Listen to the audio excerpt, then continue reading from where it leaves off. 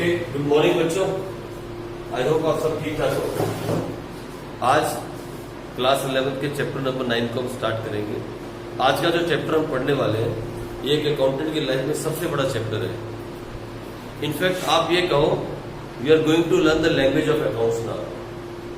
हम अभी तक जो बातें कर रहे थे वो एक जनरल लैंग्वेज में बात करते थे। Ram sold goods, x purchase goods, Tripta started business. हम एक जनरल लैंग्वेज में इंग्लिश लैंग्वेज में बात करते थे। हम उसे इंग्लिश में ट्रांजेक्शन को लिख रहे थे और उसको अकाउंटिंग इक्वेशन में दिखा रहे थे कि उसका इफेक्ट क्या पड़ेगा। हमने अभी तक अकाउंटिंग लैंग्वेज को स्टार्ट नहीं किया। हम बेसिकली अकाउंट्स में लिखते कैसे हैं।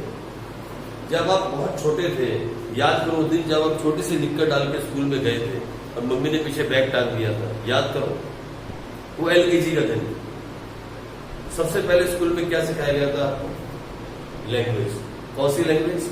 इंग्लिश और हिंदी सिखाई गई थी ना आपको। आप घर में हिंदी बोलते थे या कोई भी लैंग्वेज बोलते थे, लेकिन स्कूल ने आपको लिखना सिखाया था कि आ कैसे लिखते हैं, फिर ए कैसे लिखते हैं, बी कैसे लिखते हैं, और तब से आपने लिखना स्टार्ट किया और आज तक आप लिख रहे हो। ऐसे ही जो लैंग्वेज आज आप सीखोगे वो लैंग्वेज आप जब तक अकाउंट्स में रहोगे, चाहे आप अकाउंट्स में काम करोगे या अकाउंट्स तब तक पढ़ोगे, तब तक आप इस लैंग्वेज का यूज करने वाले। It's a language of accounts जो आज हम सीखेंगे। सर इसे क्या बोलते हैं सर? बाद में हम सीखने के वाले हैं द लैंग्वेज ऑफ अकाउंट्स। तो चैप्टर का नाम है books of original entry journal. अब दिमाग में डाउट आएगा, अगर ये ओरिजिनल एंट्री है तो डुप्लीकेट एंट्री क्या होती होगी? या कहीं अकाउंट्स में डुप्लीकेट एंट्री भी होती है? नहीं होती। अकाउंट्स में हमेशा एक ही बार चीज को रिकॉर्ड किया जाता है। हम अकाउंट्स के अंदर किसी भी ट्रांजैक्शन को एक ही बार रिकॉर्ड करते हैं, 2 बार रिकॉर्ड नहीं होता। एक एक पॉइंट को दिमाग में डालना। हम अकाउंट्स के अंदर किसी भी ट्रांजैक्शन को सिर्फ एक ही बार रिकॉर्ड करते हैं, 2 बार रिकॉर्ड नहीं करते। डबल रिकॉर्डिंग कभी भी नहीं की जाती। ठीक है जी। एक बार रिकॉर्ड करते हैं और फिर उस रिकॉर्डिंग से हम क्या करते हैं? पोस्टिंग करते हैं अलग अलग लेजर अकाउंट के अंदर, जिसे हम क्लासिफिकेशन कहते हैं। और फिर उन सभी लेजर अकाउंट्स के बैलेंसेस को, जो लास्ट के बैलेंस होते हैं, उन्हें इकट्ठा करके एक स्टेटमेंट बनाते हैं जिसे हम ट्रायल बैलेंस कहते हैं। और फिर उसी ट्रायल बैलेंस से हम बनाते हैं अपनी अकाउंटिंग इंफॉर्मेशन, मतलब फाइनेंशियल स्टेटमेंट, जिसे हम trading account, profit and loss account और बैलेंस शीट कहते हैं। कहीं पे भी पूरे अकाउंट्स के अंदर डबल रिकॉर्डिंग नहीं हुई, कहीं पे। जब कभी हम बात समझाने की कोशिश करते हैं कि अकाउंट्स इज बेस्ड ऑन, आप लिखो अकाउंट या अकाउंटिंग लिखो। Accounting is based on double entry system. Double entry system. जब हम बच्चों को ये बात समझाने की कोशिश करते हैं कि that accounting is based on double entry system, तो कभी कभी दिमाग में ऐसा डाउट आता है कि आप हम अकाउंट्स में 2 बार रिकॉर्डिंग करते हैं, हर काम को 2 बार करना पड़ता है, इसीलिए इसे डबल एंट्री सिस्टम बोलते हैं। नहीं, ऐसा नहीं है। अकाउंट्स में डबल एंट्री सिस्टम का मतलब है that each and every transaction has 2 effect, minimum 2 effect. कितने? Minimum 2 effect. अकाउंट्स के अंदर किसी भी ट्रांजैक्शन के मिनिमम 2 इफेक्ट पड़ेंगे। कौन से 2 इफेक्ट? एक डेबिट और दूसरा क्रेडिट। डबल से यह मतलब है कि किसी भी ट्रांजैक्शन के मिनिमम 2 इफेक्ट पड़ेंगे, एक डेबिट और दूसरा क्रेडिट। मैं चैप्टर पे जाने से पहले आपको थोड़ा सा बेसिक समझा रहा हूं। वैसे तो आप भी समझ गए हो डेबिट में क्या जाएगा, क्रेडिट में क्या जाएगा, ये मैं आपको अपनी क्लासेस में समझा चुका हूं। समझ गए ना वो रूल ऑफ अकाउंट जो मैंने बताया था? याद है ना आपको? डेबिट में क्या जाएगा? असेट्स और एक्सपेंस जब इंक्रीज होंगे तो डेबिट में जाएगा। जब इनकम, लायबिलिटी और कैपिटल डिक्रीज होंगे तो डेबिट में जाएंगे। ये आप समझ चुके हो, वो रूल आप अच्छे से जानते हो। उसकी प्रैक्टिस मैं अभी करवाने वाला हूँ फिर एक बार, ठीक है। लेकिन जब हम बात डबल एंट्री सिस्टम की करेंगे, आपसे कोई कहेगा account is based on this system, आप कहो डबल एंट्री सिस्टम। सर ये डबल एंट्री सिस्टम होता क्या है? मतलब 2 बार, डबल मैंने 2 बार रिकॉर्डिंग की जाएगी, 2 बार एंट्री की जाएगी। डबल एंट्री से मतलब है each and every transaction of accounts have two aspects, one debit another credit. Minimum two aspects, मैं ये वर्ड लिखूंगा, आप लिख लो, minimum two, not only two, minimum two, कम से कम दो, मैक्सिमम तो आपने देखा ना 4 भी हैं, 5 भी इफेक्ट हो सकते हैं। सर मैक्सिमम की लिमिट है, कोई लिमिट नहीं है, लेकिन मिनिमम की लिमिट है, कम से कम 2 इफेक्ट होने चाहिए। अगर सिंगल इफेक्ट किसी ट्रांजेक्शन का है, if a transaction has single effect, आप लिखो, अगर एक ट्रांजेक्शन का सिंगल इफेक्ट है,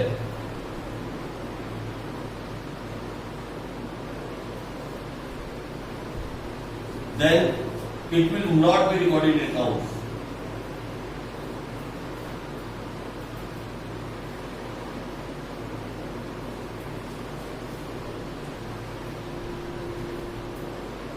उसे अकाउंट्स में फिर रिकॉर्ड नहीं किया जाता। अगर किसी एक सिंगल ट्रांजैक्शन का सिंगल इफेक्ट है, अगर किसी ट्रांजैक्शन का एक ही इफेक्ट है, लाइक आपने किसी को गिफ्ट दे दिया, सिंगल इफेक्ट है। हाँ, अगर आपने कंपनी के पैसे से किसी को गिफ्ट दिया, फिर डबल इफेक्ट है। आपने पर्सनली, आप बिजनेसमैन हो, आपका बिजनेस है, आपने अपने दोस्त को गिफ्ट कर दिया, भैया उसका कोई रिकॉर्ड नहीं किया जाएगा, वो आपका सिंगल इफेक्ट है। आपने अपने पैसे जो किया सो किया, कंपनी का पैसा यूज नहीं किया। बहुत सारी ट्रांजेक्शन ऐसी है जिसका सिंगल इफेक्ट है। आपने गुरुद्वारे में लंगर करवा दिए, आपने मंदिर में दान दे दिया, अरे सिंगल इफेक्ट है। लेकिन अगर आपने कंपनी के पैसे से ऐसा काम किया तो फिर वो रिकॉर्ड किया जाए। अगर बिजनेस के पैसे से काम किया, आपने अपनी पर्सनल लाइफ में जो कुछ भी किया, आप उठे, नहाए धोए, खाया पिया, जो भी किया, वो कहीं रिकॉर्ड नहीं किया गया, क्योंकि इसका सिंगल इफेक्ट है, डबल इफेक्ट नहीं है, उसके 2 इफेक्ट नहीं है। तो अकाउंट्स के अंदर वही ट्रांजैक्शन रिकॉर्ड की जाएगी जिसके मिनिमम 2 इफेक्ट है। अगर सिंगल इफेक्ट है तो ट्रांजैक्शन रिकॉर्ड नहीं की जाएगी। ये तो हो गई बुक की बात। अगर बुक से कोई पूछे what is the meaning of double entry system, it means that each and every transaction have minimum 2 effects, one is debit, another one is credit. Now what will go in debit and what will go in credit, that is based on that rule. Debit में क्या जाएगा और credit में क्या जाएगा, वो depend करता है किसके ऊपर। आप लिखो, what will go in debit, what will go in debit and what will go in credit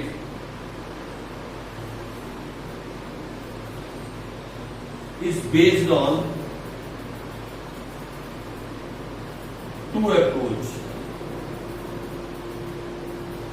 is based on 2 approaches. इसकी भी 2 अप्रोच है। डेबिट पे क्या जाएगा और क्रेडिट पे क्या जाएगा, इसकी भी 2 अप्रोच है। 2 अप्रोच कौन कौन सी 2 अप्रोच थी, कोई बताएगा मुझे? कौन कौन सी 2 अप्रोच थी? एक थी ट्रेडिशनल अप्रोच, जिसे हम कहते हैं इंग्लिश अप्रोच, या इसे हम कहते हैं ट्रेडिशनल अप्रोच।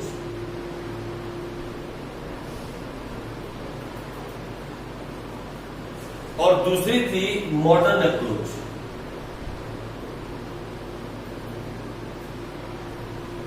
या जिसे हम कहते हैं अमेरिकन अप्रोच।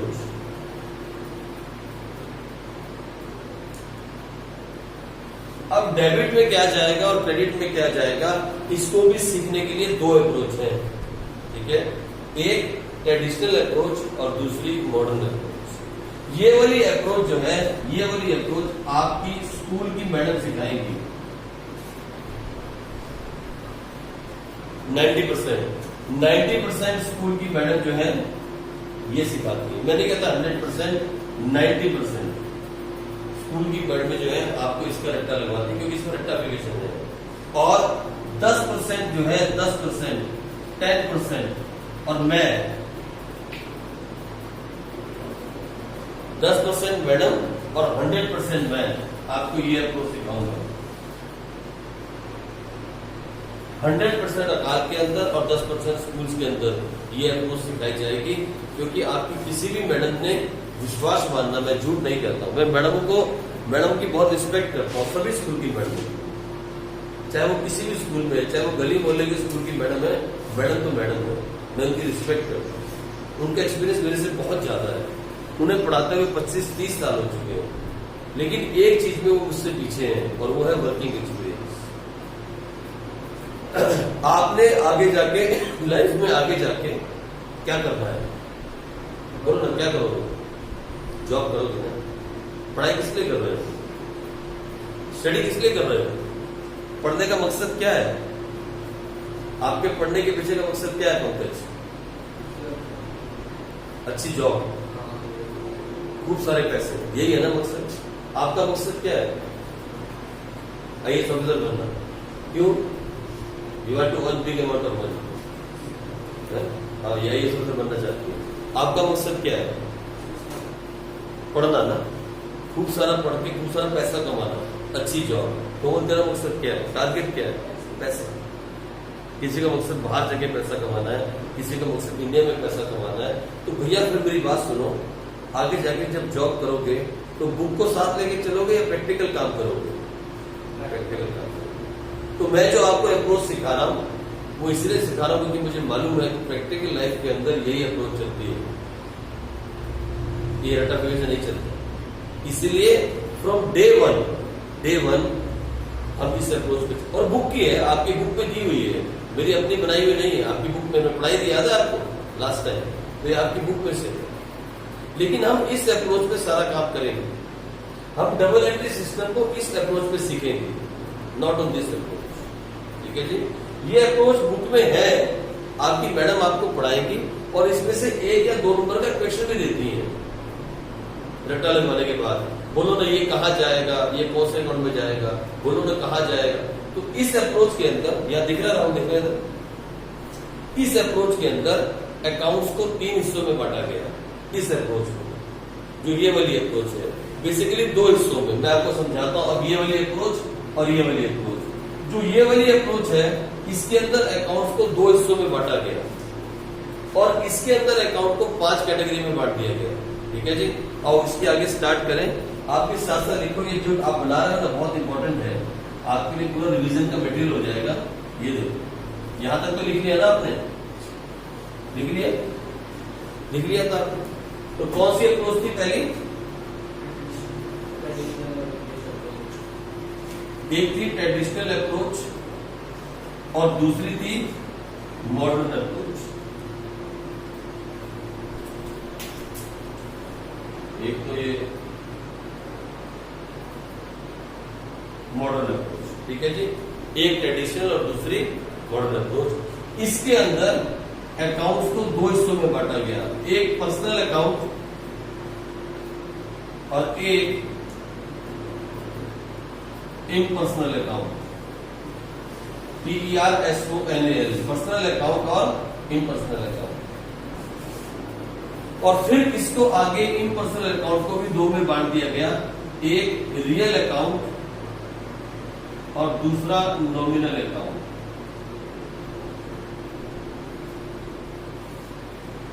ठीक है? और रूल दिया गया, क्या बताया गया कि ये दोनों आपस में भाई हैं, ये दोनों आपस में ब्रदर हैं। और रूल दिया गया इनके अंदर, दोनों में ऑलमोस्ट सेम रूल था। एक का रूल था debit what comes in and credit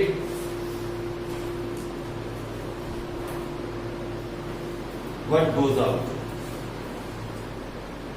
क्या रूल था? डेबिट करो उसको जो बिजनेस में आ रहा है और क्रेडिट करो उसको जो बिजनेस से जा रहा है। ये रूल दिया गया, बैड रूल नहीं है, अच्छा रूल है। और दूसरा रूल था इन्हीं का, इनका दूसरा रूल था debit the receiver and credit the giver. दूसरा रूल दिया गया debit the receiver credit the giver. मतलब इन दोनों का ऑलमोस्ट रूल सेम था। ये बोलता था डेबिट करो व्हाट कम्स इन, ये बोलता है डेबिट द रिसीवर, जो रिसीव कर रहा है वो डेबिट। ये बोलता है क्रेडिट व्हाट गोज आउट और ये बोलता है क्रेडिट द गिवर, जो दे रहा है वो क्रेडिट। यही बात है, ऑलमोस्ट दोनों का सेम है, 100% सेम रूल है। ठीक है जी? और इसे अलग थलग छोड़ दिया गया। इसे कहा गया debit all the expenses and credit all the income. ठीक है? इन दोनों के 2 रूल थे। रूल नंबर 1, रूल नंबर 2, और ये था इसका तीसरा रूल जो कि बिल्कुल अलग था। कंफ्यूजन कहाँ क्रिएट होती है मालूम? कंफ्यूजन कहाँ क्रिएट होती है? जब हमें ये नहीं पता लगता कि एक ट्रांजैक्शन कौन से अकाउंट में जाएगी, पर्सनल में या इम्पर्सनल। जब हमें ये नहीं पता लगता कि ये कौन से अकाउंट में गिर रही है, पर्सनल अकाउंट में या इम्पर्सनल अकाउंट में, वहां पे प्रॉब्लम स्टार्ट होती है। वहां पे प्रॉब्लम जो है स्टार्ट होती है। जिससे सैलरीज एंड एक्सपेंस, आप समझ रहे हो, सैलरी एक एक्सपेंस है and expenses to be debit, salary paid तो हमने डेबिट कर दिया, salary account debit of the expenses, credit of the income.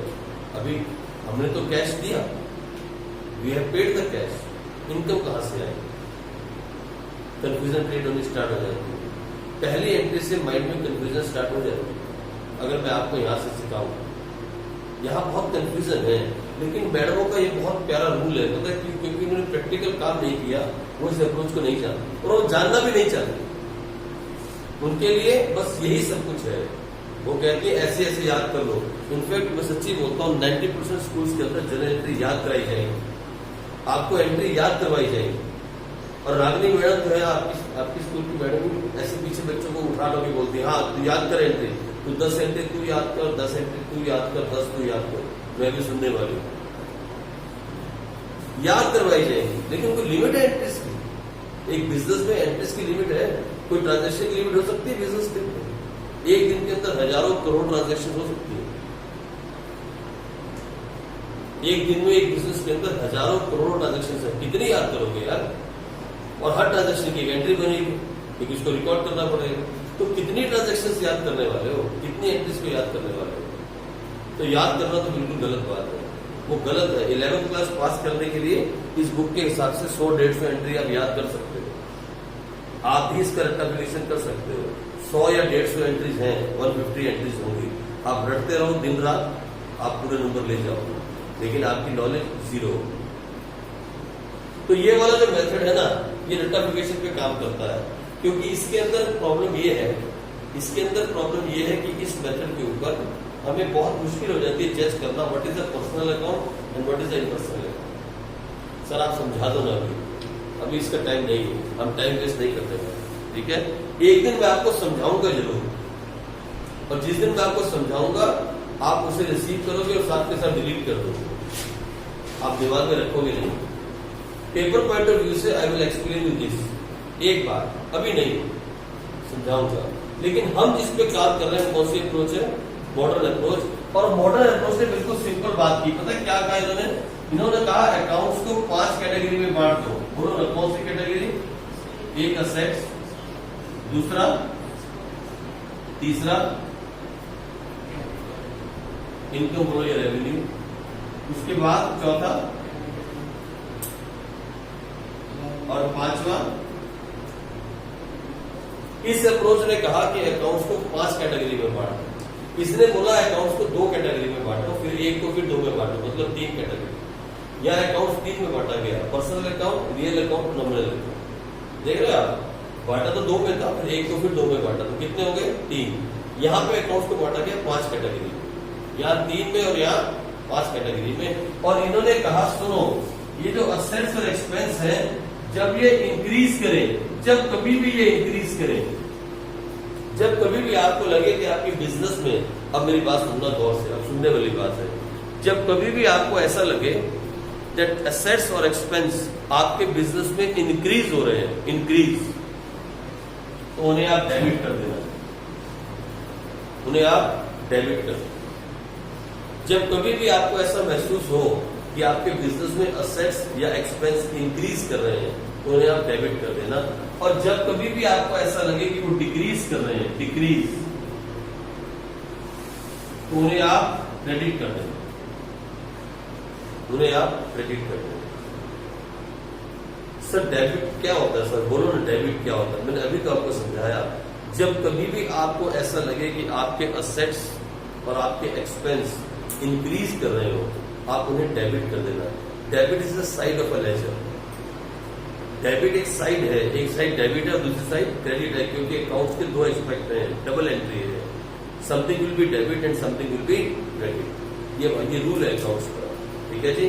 फिर उन्होंने कहा ये तीन है ना, तीन, इनकम, लायबिलिटी और कैपिटल, जब कभी भी आपको लगे कि ये इंक्रीज हो रहे हैं, इंक्रीज, तो आप इन्हें क्रेडिट करना, और ये लगे कि डिक्रीज हो रहे हैं, ये गिर रहे हैं, मतलब कम हो रहे हैं, तो आप इन्हें डेबिट कर देना। बस इस चीज को अगर आप दिमाग में बैठा लो तो फिर ये सारा तामझाम, debit what comes in, credit what goes out, debit the receiver, credit the giver, debit all the expenses, credit all the income, आपको याद करने की जरूरत नहीं है। जब मैं आपको उसके साथ से प्रैक्टिस करवा रहा हूँ तो मैं आपको बीच में ये यूज करके दिखाऊंगा, और मैं बताऊंगा कितनी सीरियस कंफ्यूजन होती है अगर आप इस चीज को पढ़ते हो। लेकिन मैडमें पढ़ा जाती है, और पढ़ा भी जाती है, और चैप्टर के चैप्टर करा भी जाते हैं, और बच्चे पढ़ भी जाते हैं, क्योंकि मैडम पढ़ा रही होती है। आपको जनरल एंट्री से मतलब है, मैडम ने मार्क्स देने हैं जनरल एंट्री के, उसने मेथड नहीं पूछना कौन सा मेथड यूज किया। लेकिन जिस दिन आप क्लास में खड़े होगे इस मेथड से एक बार किसी एक बच्चे को जनरल एंट्री करके दिखा दोगे, विश्वास मानो दोबारा कभी लाइफ के अंदर वो इस मेथड को नहीं जाएगा। बात शर्त है कि आप समझा पाओ कि आप क्या कह रहे हो।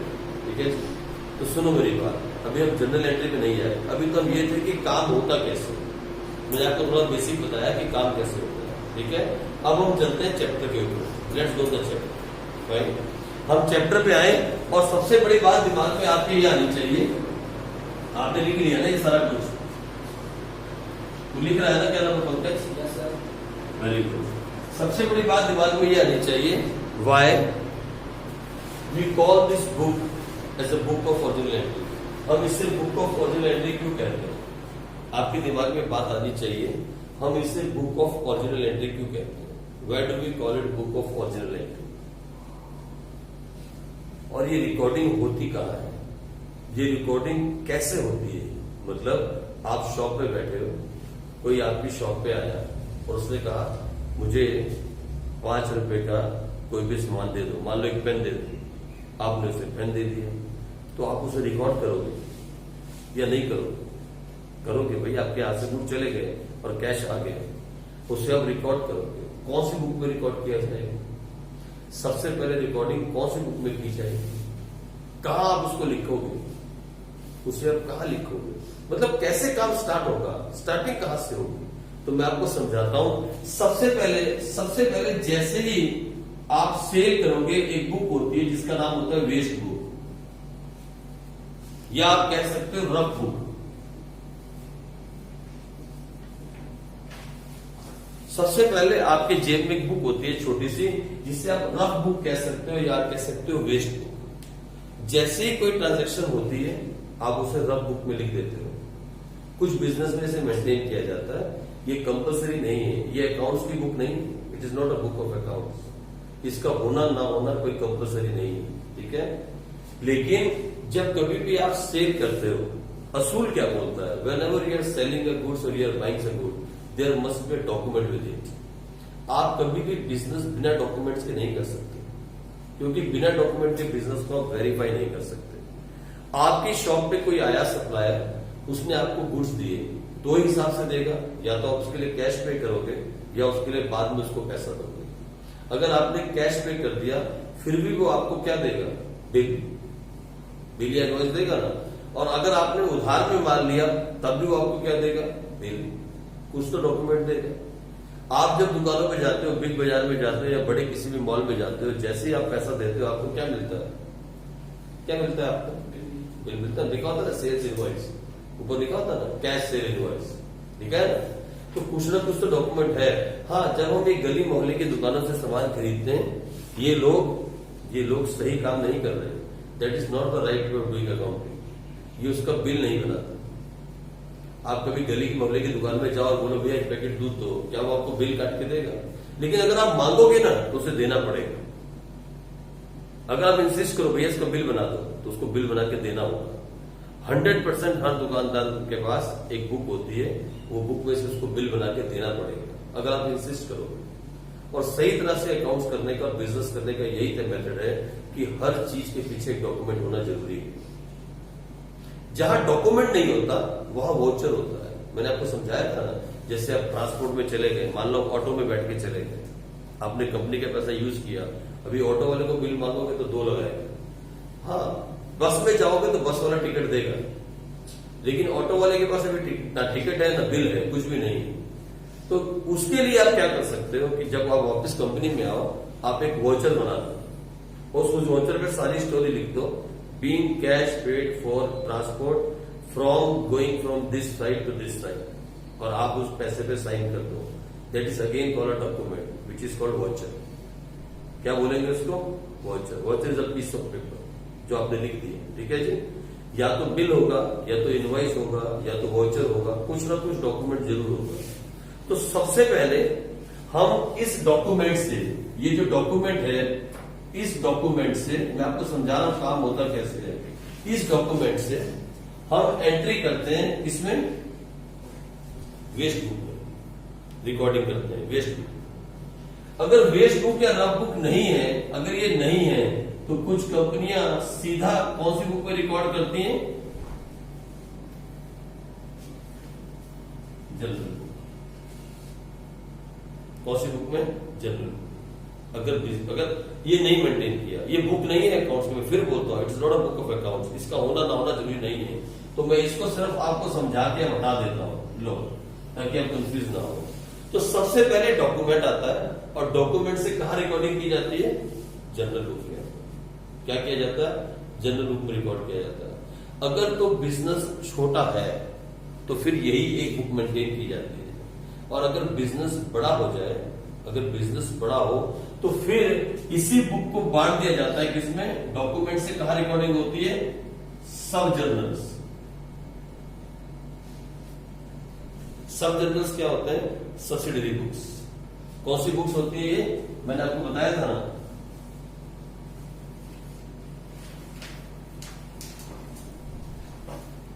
ये वाली बुक्स होती है ना। इसमें कौन कौन सी बुक्स आती है मैंने आपको लिखवा रखा है। कौन कौन सी बुक आती है इसके अंदर बताएगा कि मुझे? परचेज बुक, फिर पहले परचेज वाली पूरी कर लो। परचेज रिटर्न बुक, फिर सेल्स बुक, फिर सेल्स रिटर्न बुक, और बोल रहा हूं, बोलना। अरे तो हट गया, क्या हुआ? बिल्स रिसीवेबल बुक, फिर बिल्स टेबल बुक, और फिर कैश। अलग अलग बुक्स में रिकॉर्डिंग की जाती है। आजकल इन बुक्स को मेंटेन नहीं किया जाता, और ऐसा जरूरी नहीं कि बिजनेस अगर बड़ा है तो सारी बुक मेंटेन की जाए, ऐसा भी जरूरी नहीं है, ठीक है। डिपेंड करता है कि आप कौन सी बुक मेंटेन करना चाहते हैं, कौन सी बुक आप मेंटेन कर रहे हो। तो अगर बिजनेस छोटा है, if it is a small business, हम सारे एंट्रीज को इन बुक में रिकॉर्ड कर देते हैं। और अगर बिजनेस बड़ा हो जाए तो फिर हम उन्हें अलग अलग बुक्स में रिकॉर्ड करते हैं, और लास्ट में एक बुक हो जाती है जिसको हम बोलते हैं जर्नल प्रॉपर। ये भी इनकी बुक है, ठीक है जी। तो ये सारी बुक्स में रिकॉर्ड करते हैं। सर लेकिन इसे बुक ऑफ ओरिजिनल एंट्री क्यों बोलते हैं? बात वहां तक अभी तक नहीं आई। और हम रिकॉर्ड कैसे करते हैं? रिकॉर्ड करना तो हम इस पूरे चैप्टर में सीखने वाले हैं कि रिकॉर्ड करते कैसे हैं। वही हमारा टारगेट है, how to record the transaction in the book. यही इसका नाम है, यही हम सीखने वाले हैं, है ना। लेकिन इसे बुक ऑफ ओरिजिनल एंट्री बोलते क्यों है? Why do we call this book और दिस बुक? ये भी सारी बुक्स ऑफ ओरिजिनल एंट्रीज हैं। This books are also called books of original entry, this book is also called book of original entry. हम इन्हें बुक ऑफ ओरिजिनल एंट्री क्यों बोलते हैं? क्या कोई डुप्लीकेट एंट्री भी होती है? अगर नहीं होती तो फिर इनका नाम ऐसा क्यों दिया गया, book of original entry journal? ऐसा नाम क्यों दिया गया? तो लिखो मेरे साथ, आप लिखो डेफिनेशन यहां पे।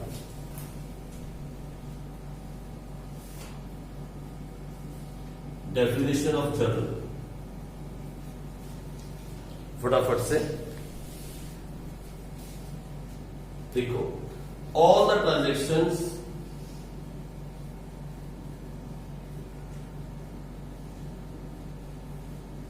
are recorded,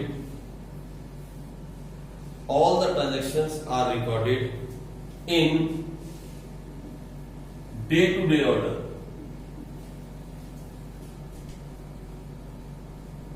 In day-to-day order from source document,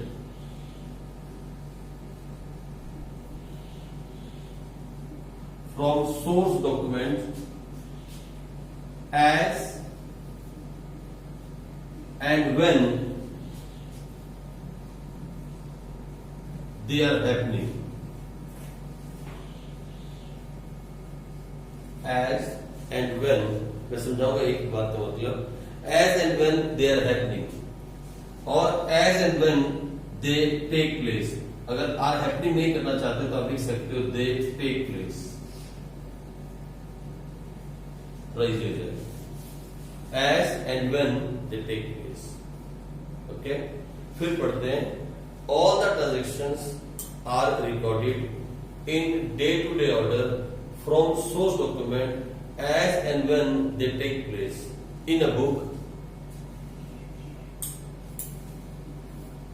called journal book.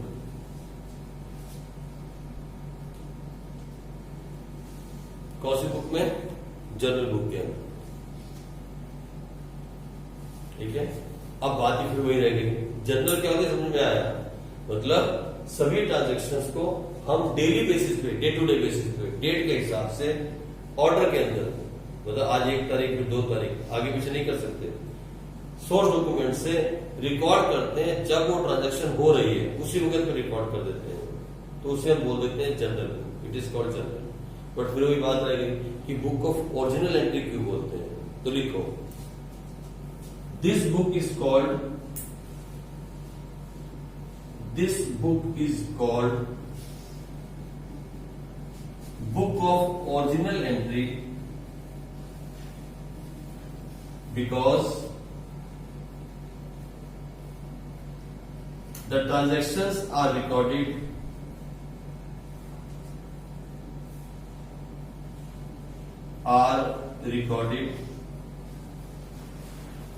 at first in this book directly from the source document.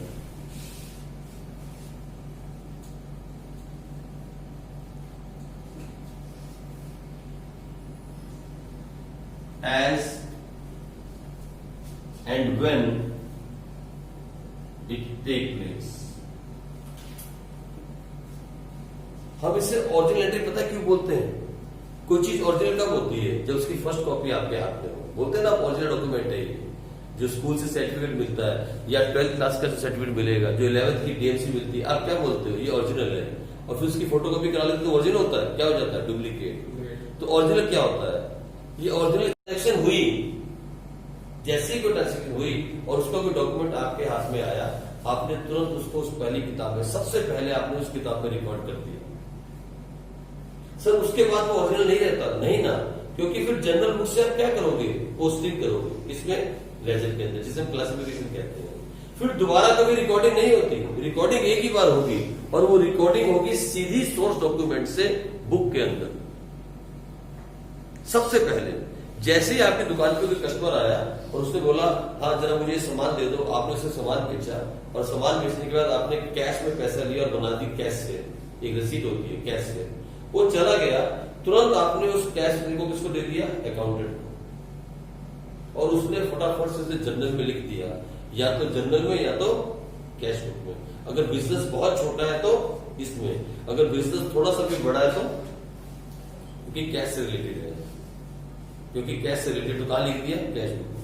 तो यानी सबसे पहली entry at first source document से कहा एंटर किया गया? तो ये कौन सी बुक हो गई? Book of original entry. इसके बाद दोबारा कहीं रिकॉर्डिंग नहीं होगी. हाँ, पोस्टिंग जरूर की जाएगी. पोस्टिंग की जा सकती है लेजर के अंदर, लेकिन रिकॉर्डिंग नहीं होगी. रिकॉर्डिंग तो एक ही बार होती है, जैसे ही सबसे पहले आपने माल बेचा या आपने माल खरीदा या आपने फर्नीचर परचेज किया या आपने फैन परचेज, कुछ भी आपने किया, तो सबसे पहले जैसे आपके हाथ में डॉक्यूमेंट आया, आपने उस डॉक्यूमेंट से जिस बुक में रिकॉर्डिंग की, that is called the book of original entry.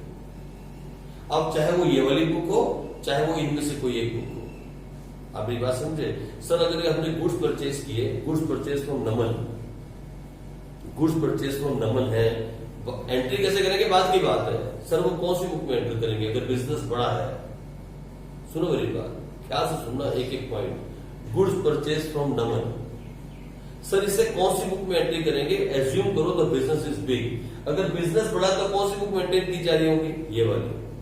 तो गुड परचेज किया आपने, you have purchase goods from Naman, बोलो ना कौन सी बुक में एंट्री होगी? कौन सी बुक में? फिर ख्याल करना, दोबारा पूछता हूं, अब दोबारा पूछता हूं। Good purchase from Naman in cash, आप कौन सी बुक में एंट्री होगी? परचेज में क्यों नहीं किया? वेरी गुड, बहुत सही कह रहे हो आप। जब कभी भी हम परचेज बुक में एंट्री करेंगे तो कौन सी एंट्री करेंगे? बोलो ना, लिख लो आप रेड पेन से। कौन सी? Credit purchase. कौन सी? सिर्फ क्रेडिट परचेज। अच्छा इधर देखो, गुड्स सोल्ड टू राहुल, बोलो कौन सी बुक में एंट्री होगी? एंट्री कैसे होगी मैं वो नहीं बोल रहा हूं यार, बस ये पूछ रहा हूं कौन सी बुक में होगी। Goods sold to Rahul, goods sold to Rahul in cash. कितने अच्छे बच्चे आप यार, इसलिए मैं बोलता हूं। तो यहां जब सेल्स गुड की बात आएगी तो क्या करेंगे हम? क्रेडिट से। बाकी जो कैश में हो रहा है, कैश में परचेज हो रही है या कैश में सेल हो रही है, वो तो उसके लिए कैश बुक है, उसको हम यहां रिकॉर्ड नहीं करते। तो ये वाली बुक में कौन सी रिकॉर्डिंग होगी? क्रेडिट परचेज और क्रेडिट सेल की रिकॉर्डिंग होगी। ठीक है, कैसे रिकॉर्डिंग होगी हमारा मकसद नहीं है, अभी तो हम सिर्फ इतना सीखना चाहते हैं कि हम सबसे पहले अकाउंट्स में रिकॉर्डिंग करते कहाँ करते हैं जी रिकॉर्डिंग? सबसे पहले या तो इस बुक में अगर बिजनेस छोटा है, या फिर इन सभी बुक्स में अगर बिजनेस बड़ा है। उन्हें बोलते क्या है? उसे कहते हैं बुक्स ऑफ ओरिजिनलिटी। क्यों कहते हैं ऐसा? क्योंकि जब ट्रांजैक्शन हो रही है, as and when the transaction is happening, it has to be recorded. मालूम है अकाउंट्स क्या बोलता है कि यहां आप कस्टमर को सामान दे रहे हो तो उसके हाथ में गुड्स बाद में दो, पहले रिकॉर्ड कर लो। अकाउंट्स तो यहां तक बोलता है। आप जाके देखो ना, आप मेरी बात सुनो, बिग बाजार गए हो? जाते हो बिग बाजार? आप जब बिग बाजार में सामान ऐसे भर के पापा के पैसे से, और आप जब वहां पहुंच जाते हो ट्रॉली लेके, सिर्फ बात सुनना, ट्रॉली लेके सामान पहुंचते हो तो आप क्या करते हो? ट्रॉली लेके सीधा नीचे आ जाते हो और फिर अपनी गाड़ी की डिक्की में या स्कूटर में सामान रखते हो, और बिग बाजार से कोई भागा भागा आता है, बोलता है मैडम पैसे दे दो। ऐसा होता है? ऐसा होता है? ऐसा हुआ आज तक? कभी गई है बिग बाजार? क्या होता है बता जल्दी? सामान लिया, उसके बाद काउंटर होता है, फिर क्या करते हैं? फिर ऐसे करके रिकॉर्डिंग करते हैं, है ना? वो रिकॉर्डिंग करते हैं, बारकोड से रिकॉर्डिंग होती है, फिर आपके हाथ में सामान आता है। देखा आपने? पहले आप कस्टमर हो, आप पैसे देने वाले हो, आप दुकान पे खड़े हो, लेकिन सबसे पहले क्या करता है मालूम है? रिकॉर्डिंग करता ही नहीं करता है। आदमी वहां खड़ा हुआ, कभी गौर करना, आप बिग बाजार जाके गौर करना, सबसे पहले वो क्या करेगा? बारकोड से रिकॉर्ड, वो लिख के नहीं करता रिकॉर्डिंग, वो बारकोड सिस्टम है। तो जैसे वो बारकोड से मशीन ऐसे करेगा तो एक आवाज आती है, देखा आपने? रिकॉर्ड हो जाता है। बारकोड से रिकॉर्डिंग होती है, वो रिकॉर्ड करता है और फिर उसका टोटल पैसा आपको बताता है, बोलता है इतने पैसे दे दो। आप पैसा देते हो और वो सामान लेके निकल जाते हो। होता है ना ऐसा? That is called recording. He has already recorded in cash book. उसने उसी वक्त रिकॉर्ड कर दिया, चाहे लाइन लगी हुई है। आपने देखा कभी कभी 15 लोग खड़े होते हैं और आप इम्पेशेंट हो जाते हो, अभी जल्दी कर ले यार, क्या कर रहा है? फिर आप यार बहुत स्लो अकाउंटेंट है, ये आदमी बहुत स्लो है, हम बोलते हैं ना ऐसा। क्या होता है मालूम? ही इज रिकॉर्डिंग, क्योंकि यही रूल है अकाउंट्स का। अकाउंट्स कहता है कि पहले रिकॉर्डिंग कर लो, उसके बाद उसके हाथ में सामान दो, उससे पैसा ले लो। लेकिन ये वाले लाला क्या करते हैं? कभी अपनी दुकान में गए गली के पास, क्या बोलता है? आपने पैसे दिए, उसने सामान दिया, आप चले गए, वो रिकॉर्डिंग करता है कहीं? They are not maintaining the accounts properly. Accounts को प्रॉपर मेंटेन करने का ये तरीका है कि पहले मैं आपको सामान नहीं दूंगा, पहले मैं उसकी रिकॉर्डिंग कर रहा हूं। लेकिन बिजनेस के अंदर कस्टमर जो है उसके पास टाइम नहीं है, इसलिए अब क्या हो गया सिस्टम कि उसको सामान दे दो, डॉक्यूमेंट तो बनाना ही पड़ेगा, डॉक्यूमेंट बना के बाद में रिकॉर्डिंग कर लो। लेकिन जैसे ही ट्रांजैक्शन खत्म हुई, जैसे ही, मैं बोलता हूं जैसे ही मतलब अभी अभी कस्टमर दुकान से 2 कदम दूर गया और आपने तुरंत उसकी रिकॉर्डिंग बुक्स में कर दी, तुरंत। या तो आपने इस बुक में कर दी या इस बुक में कर दी ओरिजिनली, मतलब अभी अभी अभी ये काम हुआ है, ये घटना अभी अभी घटी है, अभी इसीलिए उसे बोलते हैं बुक ऑफ ओरिजिनल एंट्री। ये कल नहीं करोगे, परसों नहीं करोगे, आज ही अकाउंट्स बोलता है आज ही। और अकाउंट्स की बात को माना जाए तो कहता है कि सामान देने से पहले, जैसे कि बड़े बड़े इंस्टीट्यूट, बड़े बड़े बिग बाजार, बड़े बड़े मॉल्स में आप चले जाओ, बाटा में कभी जाओ शूज लेने के लिए, वो क्या करेगा, आप शूज लेके काउंटर पे आओगे, वो बार कोड से रिकॉर्डिंग करेगा, वहां से एक पर्ची निकलेगी, आप उसको पैसे दे दो, वो आपको शूज दे देगा। होता है कि नहीं होता? हर बड़ी दुकान पे ऐसा काम होता है। Means they are recording that sales even before they have sold the goods. आपके हाथ में सामान दिया भी नहीं, पहले ही उसकी रिकॉर्डिंग हो गई। हाँ, वो सिस्टम अलग है रिकॉर्डिंग करने का। अब वो सिस्टम क्या है कि बार कोड सिस्टम आ गया है। आप बार कोड पे जैसे ही मशीन प्रेस करते हो आगे, तो एक आवाज आती है और रिकॉर्डिंग हो जाती है। तभी तो बिल में लिखा हुआ आता है आपने क्या क्या परचेज किया। वो बिल क्या है, it is already bill recording. उसकी बुक में रिकॉर्डिंग खत्म हो गई, अब उसे दोबारा रिकॉर्डिंग नहीं करनी, हो गई रिकॉर्डिंग। अब वो क्या कर सकता है, पोस्टिंग कर सकता है। मान लो आपने क्या खरीदा, आपने एक कपड़े खरीदे, फिर आपने शूज परचेज किए, फिर आपने एक बेल्ट परचेज की, फिर आपने एक चश्मा परचेज किया। हो सकता है अलग अलग चीज का अलग अलग अकाउंट होगा, वो फिर उनमें पोस्टिंग कर देंगे कि आज के दिन में टोटल कपड़े कितने बिके, कपड़ों में गर्ल्स के कितने बिके, बॉयज के कितने बिके, आज के टोटल दिन में शूज कितने बिके, आज के टोटल दिन में हमने चश्मे कितने बेचे, आज के टोटल दिन में हमने कोल्ड ड्रिंक कितनी बेची, वो अलग है। फिर उसे क्या बोल देगा, क्लासिफिकेशन। वो जितनी भी रिकॉर्डिंग उसने की होगी, जितनी भी रिकॉर्डिंग उसने कोल्ड ड्रिंक बेची होगी, वो सबको एक जगह इकट्ठा कर देगा और बता देगा आज की तारीख में, आज के पूरे दिन के अंदर इतनी बॉटल्स हमने फैंटा की बेची। फिर वो कंपाइल होता जाएगा और पूरे साल के अंदर मालिक पूछेगा ये फैंटा ज्यादा बिकती है, ये कोक ज्यादा बिकती है, ये स्प्राइट ज्यादा बिकती है। तो 5 मिनट में अकाउंटेंट बोलेगा सर फैंटा ज्यादा बिकती है। कैसे? Because he was recording and from recording he was doing the posting. अगर सिर्फ रिकॉर्डिंग करके छोड़ दे तो सोचो, आज आपने 10 फैंटा बेची, कल आपने 15 बेची, फिर आपने एक दिन 20 बेची, फिर एक दिन 0 बेची। उनको टोटल करना कितना हार्ड हो जाएगा? कर सकोगे टोटल पूरे साल की 365 दिन की? नहीं कर सकते। तो साथ के साथ रिकॉर्डिंग होती है और उसके तुरंत अगले ही दिन या उसी दिन क्या हो जाती है, पोस्टिंग। तो हम जो भी सीखने वाले हैं वो सीखने वाले हैं हाउ टू रिकॉर्ड। हम रिकॉर्डिंग सीख रहे हैं, अभी हम क्लासिफिकेशन पे नहीं गए। हम तो पहले रिकॉर्डिंग सीखेंगे, how do we record in this book which is called book of original entry. Why do we call it original entry? Because we record the transactions directly from the document as and when they are happening. ये word पक्का लगाना, as and when they are happening. जब और जहां जो transaction होगी उसे वहीं के वहीं डे वाइज ऑर्डर में जिस किताब में रिकॉर्ड किया जाएगा उस किताब का नाम होगा बुक ऑफ ओरिजिनल एंट्री। अब बिजनेस छोटा है सर तो वो जनरल बुक हो सकती है, और बिजनेस अगर बड़ा है तो वो ये सारी बुक्स हो सकती हैं। ये भी बुक्स ऑफ ओरिजिनल एंट्री हैं और ये भी बुक्स ऑफ ओरिजिनल एंट्री है। इन्हें जर्नल कहा जाता है और इसे कहा जाता है सर सब जर्नल। इसे या तो सब जर्नल कह देते हैं, जर्नल का हिस्सा, या इसे कह देते हैं सब्सिडरी बुक्स, ये कह देते हैं। है ये भी बुक्स ऑफ ओरिजिनल एंट्री। मैं बिल्कुल क्लियर हूं ना? बिल्कुल क्लियर बात समझ में आ रही है? यहां तक बात समझ आ रही है पंकज आराम से?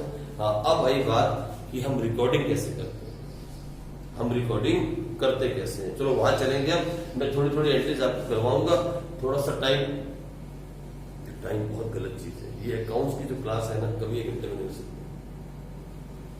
अकाउंट्स 1 घंटे में पढ़ाया नहीं जा सकता भाई, किसी भी हाल के अंदर। मैं आपको सच बोलता हूँ। तो मैं आपको 2 एंट्री तो करवा दूंगा आज, कम से कम 2 है ना। तो आ जाओ फटाफट से। ये लिख लिया आपने सारा, लिखा हुआ है। ये डेफिनेशन लिख दी जर्नल की क्या है, और इसको ओरिजिनल एंट्री के ऊपर भी लिख लिया। समझ में आगे बात? तो कैसे चल आगे चलते हैं, आ जाओ। लो जी। अरे कुछ बच्चे ऐसे थे जो बोल रहे थे कि डेली के बेस पे पढ़ना है। कहाँ है वो बच्चे यार? है? कुछ बच्चे थे, वो अश्विन बोल रहा था कि कुछ बच्चे आना चाहते हैं। वो ये बोल रहे थे कि हमें तभी पढ़ना है जब लाइव क्लास चलेगी। कहाँ मर गए वो सारे के सारे? कहाँ है वो?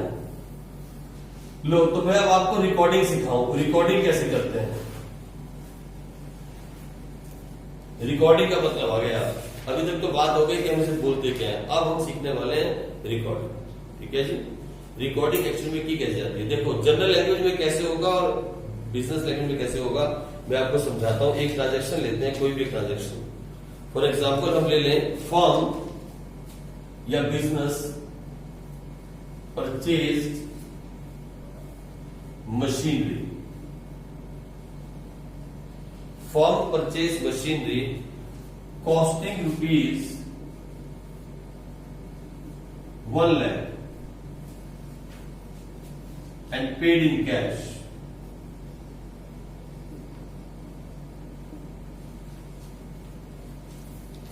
ठीक है जी, ये जनरल लैंग्वेज है, this is called English language. हो गया ना इंग्लिश में। लेकिन हम अपनी बुक के अंदर इसको ऐसे रिकॉर्ड नहीं कर सकते। हम अपनी बुक में इसको ऐसे रिकॉर्ड नहीं कर सकते जैसा कि लिखा हुआ है। भाई यहां 2 चीजें इन्वॉल्व है, मुझे बताओ कौन सी 2 चीज इन्वॉल्व है। बिजनेस के अंदर एक चीज आ रही है क्या, और एक चीज बिजनेस से जा रही है क्या, कैश। सुनो मेरी बात, अगर हम उस रूल की बात करें, ट्रेडिशनल की बात करें, तो ये वाली एंट्री उससे बहुत आसान है। लेकिन मैं आपको बोलता हूं उसको सीखना नहीं है, हमें यही रूल सीखना है। कौन सा, that categories of accounts, 5 category. सुनो मेरी बात, ये क्या है और ये बिजनेस के लिए क्या है, ये भी एसेट्स। इसमें दोनों एसेट्स है, मशीन भी एसेट्स है और कैश भी एसेट्स है। एक एसेट्स बढ़ रहा है और एक एसेट्स घट रहा है।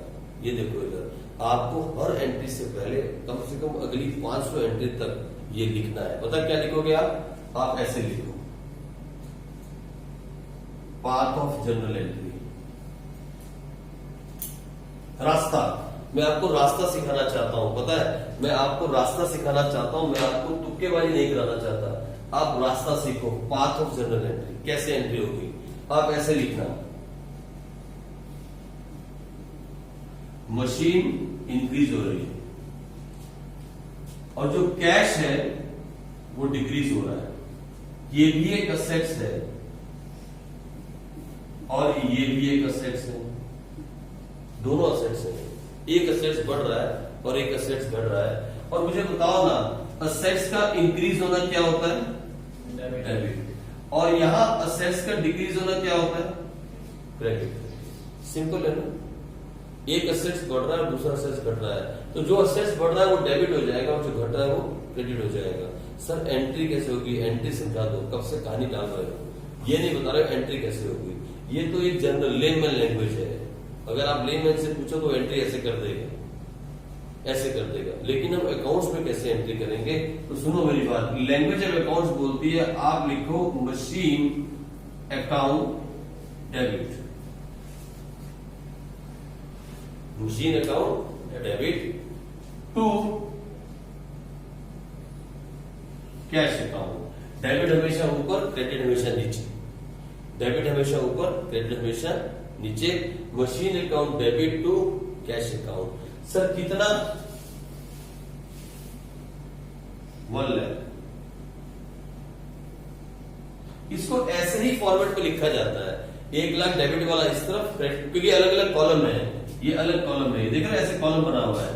This column is called debit, this column is called credit, और यहां इस कॉलम को बोलते हैं पर्टिकुलर्स। मैं अभी आपको सारा सिखाना नहीं चाहता हूं, ये हम सीखेंगे, अभी हमारा ये मकसद नहीं। बीच में कॉलम और भी आता है, वो बात की बात है। और यहां लिखा जाएगा, पता है क्या, डेट। मैं लिखूं firm purchase machinery costing rupees 1 lakh and paid in cash on 1 अप्रैल 2020, तो यहां डेट आ जाएगी, क्या आ जाएगी, 1 अप्रैल 2020। मैं फिर बोलता हूं, this is not the final format, there is still something I have to add, but मैं अभी उसका नाम में नहीं लेना चाहता। मैं तो आपका पहले कंसेप्ट प्ले करूं, फिर उसका नाम बाद में लूंगा, ठीक है। उसका इस कंसेप्ट से कोई लेना देना नहीं है। लेकिन सुनो, जब हम ये एंट्री करें, और इस एंट्री को पढ़ने वाले कुछ लोग तो ऐसे हैं जो अकाउंटेंट हैं, और कुछ लोग ऐसे होते हैं जो अकाउंट्स नहीं जानते, उन्हें ये एंट्री समझ में नहीं आएगी कि आपने क्या कर दिया, ठीक है। तो उन लोगों के लिए जिन्हें अकाउंट्स की नॉलेज नहीं है, इस एंट्री, हर एंट्री के नीचे एक लाइन लगाई जाती है, ऐसे करके एक लाइन लगाई जाती है, और यहां लिखा जाता है क्या, being machinery purchase in cash, और इसे ऐसे बंद कर दिया जाता है ब्रैकेट के अंदर। हर एंट्री के पीछे, ये चॉइस नहीं है, मस्ट है। और इसे कहा जाता है नरेशन। क्या कहा जाता है? नरेशन। मतलब जो भी आपने ऊपर एंट्री की, जो रिकॉर्ड किया, उसके नीचे नरेशन देना मस्ट है। मैं फिर आपसे कहता हूं, +1 में और +2 में ये मस्ट है।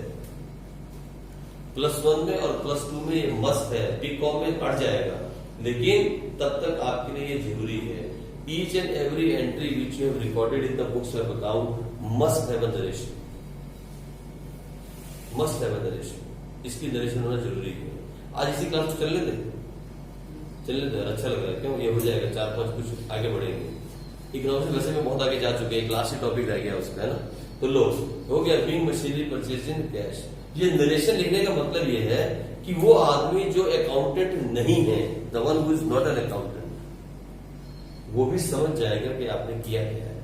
अगर मैं आपको ये एंट्री दिखाऊंगा और नरेशन नहीं होगी और आप अकाउंटेंट नहीं हो तो आप फंस जाओगे। लेकिन अगर मैं आपको एंट्री दिखाऊं और आप अकाउंटेंट नहीं भी हो और ये नीचे लिखा है, तो आप कहोगे सर ये ना मशीन परचेज की गई कैश के अंदर। आई बात समझ में? तो इसको बोलते हैं नरेशन। सर इसमें ये ऐसा लिखना जरूरी है, being machinery purchase in cash. कुछ भी लिख सकते हो यार, इंग्लिश में कुछ भी लिख सकते हो, बस मीनिंग निकलना चाहिए। बस गाली मत लिखना। अगर आपने कहीं टीचर को गाली दे दी तो फिर वो नाराज हो जाएगी। गाली नहीं होनी चाहिए और कोई गंदी बात नहीं लिखना। बाकी इंग्लिश में आप अपनी इंग्लिश यूज कर सकते हो। बीइंग लिखो ना लिखो, आप लिखो मशीनरी परचेज इन कैश, चलेगा। आप लिखो cash paid for the machinery, चलेगा। आप लिखो being machinery purchase in cash, ये भी चलेगा, जैसे मैंने लिखा है। कोई भी मेथड से लिखो। बस अगर आपने लिखा you are not a good teacher, फिर आप गए, फिर आप चले गए, फिर आप पकड़े जाओगे। बस गाली गलौज नहीं होना चाहिए, इंग्लिश कुछ भी हो, मीनिंग निकलना चाहिए। इसका कोई अकाउंट्स के अंदर रूल नहीं है कि इसको कैसे लिखना है। लेकिन सुनो मेरी बात गौर से, अकाउंट्स में ये रूल नहीं है नरेशन के लिए कि लिखनी कैसे है।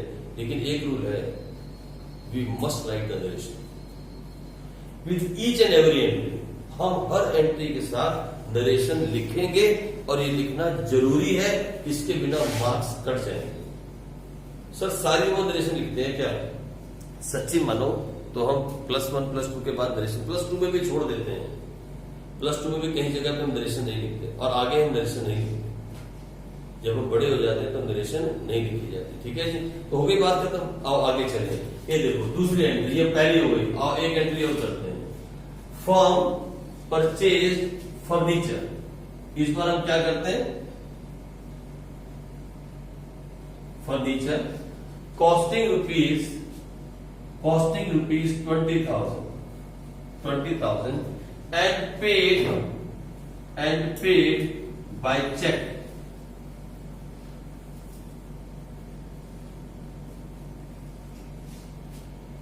इस बार आपने फर्नीचर पे किया, फर्नीचर परचेज किया और चेक से पेमेंट की। चेक मतलब बैंक से पेमेंट की। तो सुनो मेरी बात, फर्नीचर भी आपके लिए एसेट्स है और बैंक भी आपके लिए एसेट्स है। ठीक है, एक एसेट्स बढ़ रहा है और दूसरा एसेट्स डिक्रीज हो रहा है। तो आप पहले लिखोगे पाथ, और मेरी बात सुनो, ये पेपर में नहीं लिखना है। पेपर में ऐसा मत लिखना। क्या? पाथ और जर्नल एंट्री। ये पहली 500 एंट्री, कसम खा लो, कसम से आप कसम खाओ, इस बात की कसम खाओ कि पहली 500 एंट्री अगर आप करोगे ना, उसके ऊपर टाइम वेस्ट करोगे। ये इस वेस्टेज ऑफ टाइम आपको लगेगा ऐसा, लेकिन मैं जानता हूं ये क्या कर रहे हो आप पहली 500 एंट्री अपनी बुक के अंदर, 500 एंट्री में आपको कम से कम करवाने वाला, कम से कम 500 से 1000 एंट्री करेंगे इस पूरी। आप पहली 500 एंट्री के अंदर पाथ पक्का लिखोगे, पक्का।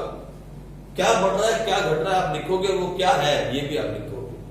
ये बहुत बड़ी प्रैक्टिस आप करोगे जो बाकी दुनिया का कोई बच्चा नहीं करेगा, आप बच्चे करोगे। आप सबसे पहले लिखोगे पाथ और जर्नल एंट्री। लेकिन पेपर में आप मुझसे पूछो सर पेपर में ये पाथ लिखना है, अगर आप लिखोगे तो मैडम पता है क्या करेंगी? ऐसे बड़े बड़े दांत लेके ऐसे ऐसे होते दांत, ऐसे बड़े बड़े दांत दिखाएगी और हंसेगी आपके ऊपर आप पेपर में काम नहीं करना, ये आपकी प्रैक्टिस के लिए। पेपर में तो मैडम को जनरल एंट्री से मतलब है, इससे मतलब नहीं है, लेकिन आपकी प्रैक्टिस के लिए आप इसे कम से कम 500 एंट्रीज में काम करोगे। फिर देखना आपकी स्ट्रेंथ, फिर अपनी पावर देखना। कोई भी मुंह से एंट्री निकालेगा ना, आप एंट्री कर दोगे और साथ में से ये भी समझा दोगे कि ऐसा आपने किया क्यों। आज पता है प्रॉब्लम क्या है बच्चों के साथ? जिन बच्चों ने चैप्टर ट्यूशंस में कर लिया, जिन बच्चों ने भी कहीं ट्यूशंस में बाहर कर लिया होगा या स्कूल में कर लिया, आप उससे एंट्री पूछोगे ना, मशीन परचेज इन कैश, वो बोलेगा हाँ कोई बात नहीं, machine account debit to cash. उसको पूछो मशीन को डेबिट क्यों किया, पूछ के देख लो, मशीन को डेबिट क्यों किया? नहीं यार वो उसमें एंट्री से बनती है। अब ये आंसर है क्या? उससे पूछो कैश को क्रेडिट में क्यों लिखा? अरे यार वो एंट्री ऐसी होती है, डेबिट होता है क्रेडिट होता है, बस इसलिए डेबिट कहता हूं, बस हो गया आंसर। उससे पूछो, अपने दोस्तों से जब आप पूछोगे ना तो उनकी आंखें खुल जाएंगी कि उन्हें नहीं मालूम इसको डेबिट क्यों कर रहे हैं, इसको क्रेडिट क्यों कर रहे हैं। बस रट्टा फिकेशन चल रही है, रट्टा फिकेशन, ठीक है नहीं। हम बता रहे हैं कि डेबिट कर क्यों रहे हैं, तो इधर इस केस में क्या डेबिट होगा जरा बताओ तो? प्लस क्या हुआ? कंपनी में आया क्या? फर्नीचर, और गया क्या? बैंक। चेक चला गया ना बैंक से, तो फर्नीचर कंपनी में आया और कंपनी से गया क्या? चेक। तो फर्नीचर एक असेट्स है, असेट्स का घटना डेबिट, और बैंक भी एक असेट्स है, उसका घटना क्रेडिट। तो फिर एंट्री क्या होगी? ठीक इसके नीचे ऐसे ही, ठीक इसके नीचे। मैं फिर बोल रहा हूं, this is not a final format. आप इसे फाइनल फॉर्मेट लेके कल मेरे पे मत चढ़ जाना कि आपने सर ऐसा फॉर्मेट बनाया था और बुक में तो कुछ और भी ऐड था, इसलिए कहता हूं ये फाइनल फॉर्मेट नहीं है। अभी इसमें एक कॉलम और ऐड होगा, उसके बारे में अभी हम बात नहीं करेंगे। फिर 1 अप्रैल 2020 मान लो सेम डेट है, तो हम क्या लिखेंगे? फिर फर्नीचर को डेबिट क्यों किया और बैंक को क्रेडिट क्यों किया? जिस दिन आपने ऐसा मैडम को एक्सप्लेन कर दिया ना क्लास के अंदर बैठ के, मैडम की आंखें जो है बाहर आ जाएंगी। पता है कहां से? सर कहां से आंखें बाहर आ सकती है? ये तो हो ही नहीं सकता। कैसी कैसी बातें आप लोग भी कर लेते हो। आंखें बाहर आ सकती है? मुहावरा है, आंखें बाहर आ गई, आंखें बाहर नहीं आ सकती। बाहर आ गई मतलब भरा ही तो होता ही है, होता जब रोना है तब। एक होता आंखें बाहर आ गई, इसकी आंखें बाहर। यार मैंने देखा तो आंखें ऐसे फट गई, कोई फटी आंखें किसी की आती है, वैसी कहानी बना देते हैं। तो ये लो नीचे लिखोगे क्या? ठीक है, वैसे इसकी शुरुआत जो है बीइंग से करते हैं। Being furniture purchase in cash या by cheque. Being furniture purchase by cheque, या आप लिख सकते हो फर्नीचर परचेज बाय चेक, या आप लिख सकते हो cheque issue to buy furniture. Furniture account debit to bank account. नहीं क्रेडिट नहीं लिखते, सिर्फ डेबिट को लिखते हैं, ओनली क्रेडिट नहीं लिखते। तो हम यहाँ पक्का लिखते हैं डेबिट, ऐसे करके। ठीक है जी, फर्नीचर अकाउंट डेबिट। अभी बहुत लेट हो गया, इसलिए बच्चे ने लेट कर दिया। ये बच्चे जो है ना, जो 7 बजे का टाइम है, ये 6:45 बच्चे जाते हैं। अच्छा तो वीडियो रिकॉर्ड हो रहा है, बीच में भी आ गई, चलेगा कोई बात नहीं। तो furniture account debit to bank, ठीक है जी। फिर आपसे कोई पूछे बैंक अकाउंट को क्रेडिट क्यों किया नमन, बैंक अकाउंट को क्रेडिट क्यों किया, क्या घट रहा है? बैंक एक असेट्स है और असेट्स का घटना क्रेडिट किया जाएगा। ठीक है जी। लो एक और एंट्री में लिखवाता हूं, आप लिखो form purchase building, firm purchase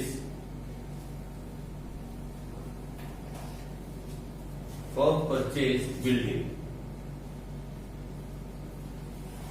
costing rupees 10 lakh and paid cash on 7th April 2020। सबसे पहले क्या लिखेंगे नमन? सबसे पहला काम क्या करेंगे जैसे ट्रांजेक्शन पढ़ेंगे हम? बात हो जनरल एंट्री। फिर क्या बनाएंगे, जनरल एंट्री। और पेपर में से नहीं लिखना, एग्जाम में से नहीं लिखना। तो सबसे पहले बताओ बिजनेस में आया क्या, बिल्डिंग, और गया क्या, कैश। बिल्डिंग एक असेट्स है, उसका घटना डेबिट, और कैश भी एक असेट्स है, उसका घटना क्रेडिट। एंट्री कर जाओगे तो करो फटाफट जल्दी से। Building account debit to cash, क्या एंट्री हो जाएगी, building account debit to cash. Very good, आप तो फटाफट से सब कुछ सीख गए यार। इतनी जल्दी अगर आप सीखोगे तो मेरा क्या फायदा रह जाएगा दुनिया में। अगर कुछ आप कंफ्यूज ही ना हुए और सब कुछ फटाफट से सीख गए तो फिर आप मेरे पास तो आओगे नहीं यार, बड़ी प्रॉब्लम हो जाएगी। और ये चैप्टर का इतनी आसानी से आप सीख गए तो फिर तो आप मेरे पास नहीं आने वाले हो। लो अब मैं आपका दिमाग देखता हूं। एक और एंट्री देखते हैं। Form purchase building costing rupees, ये फोर्थ एंट्री है हमारी। अब form purchase building costing rupees 15 lakh इस बार, and paid rupees 10 lakh in cash and rupees 5 lakh by check on 15th April 2020। लो अभी एंट्री आप करो।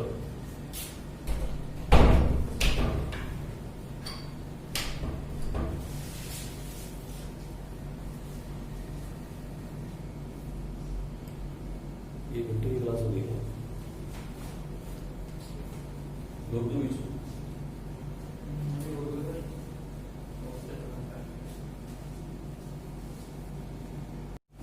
चलो एंट्री ये थी, form purchase building costing rupees 15 lakh and paid rupees 10 lakh in cash and 5 lakh by cheque. इस बार सारा पैसा कैश नहीं था, और ये ऐसा होता है, आपने देखा घर में भी ऐसा होता है, ठीक है।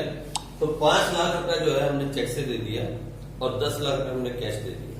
भाई बात तो यही है कि एक असेट्स बढ़ गया विच इज बिल्डिंग और दो असेट्स घट गए। हमारे हाथ से कैश भी चला गया और बैंक से पैसा भी चला गया। अब प्रॉब्लम ये थी कि इसकी एंट्री कैसे की जाए। हाँ तो आप लोग बताओ आपने क्या एंट्री की, जल्दी से फटाफट। पहले डेट डाली होगी 15 अप्रैल 2020, फिर आपने क्या लिखा होगा पर्टिकुलर, बोलो ना क्या लिखा जल्दी। ओके आपने कहा building account debit to plus bank account to cash account, और क्या लिखा आगे, फिर अब देखो मेरी बात सुनो, आपने भी जो किया वो भी ठीक है।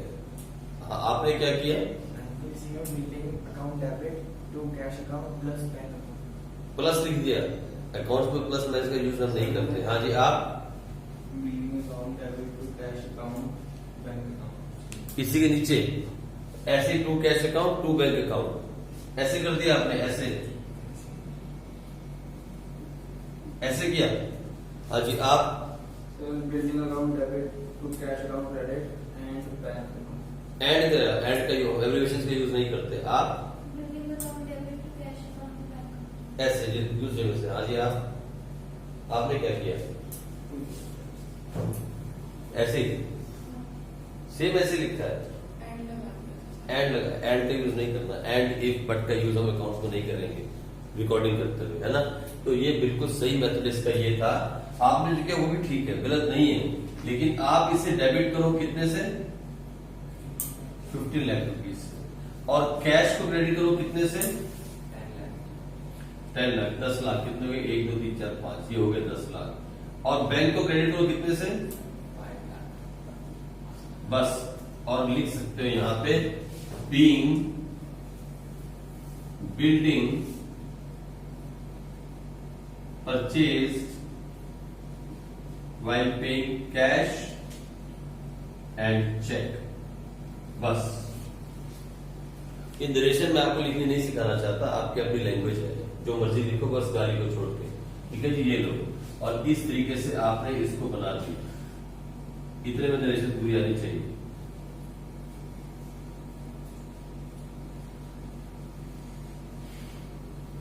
ये हो गई डेट पर्टिकुलर्स, ये डेबिट का कॉलम है, ये क्रेडिट का कॉलम है, और ये आपके पर्टिकुलर्स हैं, और ये आपकी डेट का कॉलम है। तो फिलहाल अभी आप 4 कॉलम सीख रहे हैं।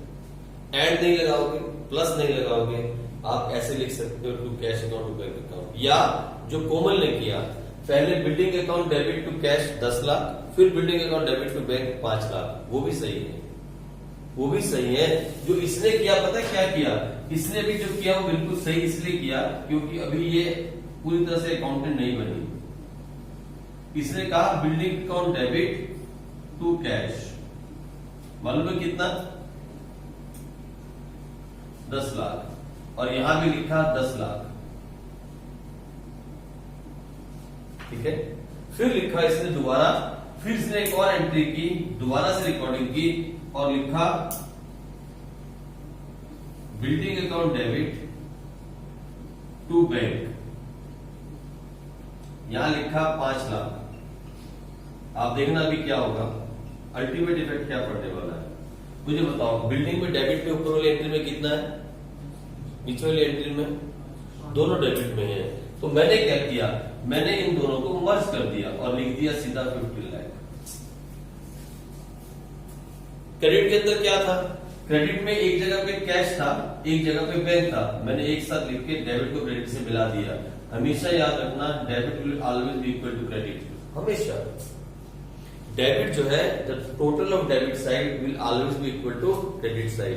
अगर किसी भी एंट्री में, अभी तो आपको छोटी बात लग रही है, लेकिन किसी भी एंट्री में अगर आपकी डेबिट साइड और क्रेडिट साइड आपस में नहीं मिल रही है तो समझ लो जनरल एंट्री गलत है, आप गलत रिकॉर्डिंग कर रहे हो।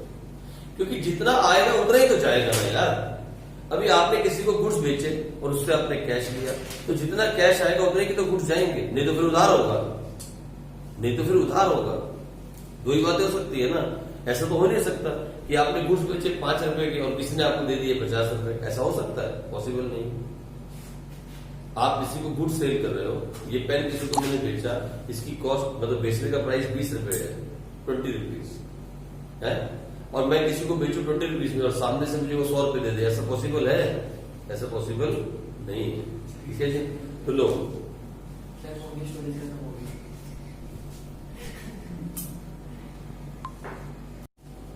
मैंने ग्रुप पे भी बात पूछी थी कि कोई बच्चा मुझे सिखा सकता है, तब तुमने बताया नहीं। लो जी, कैश डिपॉजिट इन बैंक, सुनो मेरी बात, दोनों असेट्स हैं, कैश भी असेट्स है, बैंक भी असेट्स है।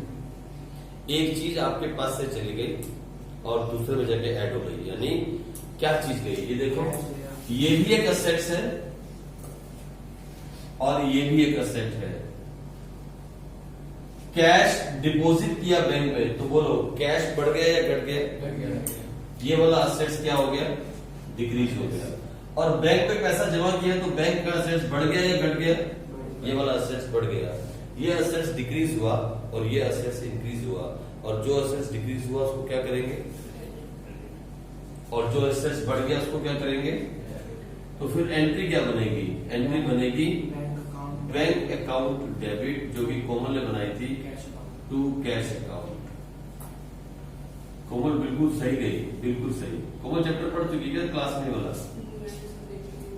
अभी शुरू किया, अभी भी सीख रही है, मतलब दिमाग में जा रहा है चैप्टर, और वेरी गुड। और क्या लिखोगे यहाँ पे आप नरेशन में, सर हम तो लिख देंगे मैडम आप अच्छी नहीं हो, being cash deposit in bank, समझ में आ रही बात। अच्छा, अब आई बात अगली एंट्री की, ये देखो, cash withdrawn from bank rupees 5,000 या 15,000, कुछ भी लगा देगा। देखो इधर, कैश विड्रॉन फ्रॉम बैंक, आपने पैसा बैंक से विड्रॉ किया, यहां पे दो असेट्स इन्वॉल्व है, एक तो कैश और दूसरा बैंक, दो असेट्स है।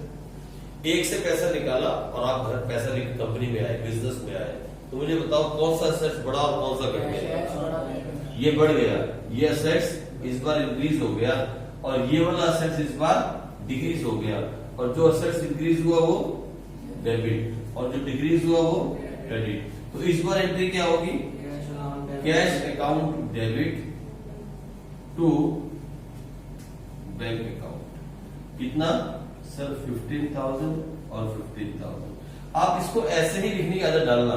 कुछ बच्चे पता क्या है, शुरू से लेकर लास्ट तक 12वीं क्लास में हो जाती है और आगे भी बढ़ जाते हैं, पता उनको आदत क्या पड़ जाती है, उनको ये वाली आदत, देखो बताता हूं आपको। कुछ बच्चे ऐसे करते हैं, ये देखो, आप ऐसी आदत पहले दिन से मत डालना। वो एंट्री सही है, अमाउंट भी सही है, लेकिन लिखने account is an art of recording. पढ़ा ना आपने, account is an art as well as science में बताया था ना आपको, इट्स एन आर्ट। अरे मैंने लिखवाया आपको फीचर्स में, last feature, accounting is an art as well as science. ये कलाकारी है, जितना अच्छा अकाउंटेंट उतने अच्छे पैसे।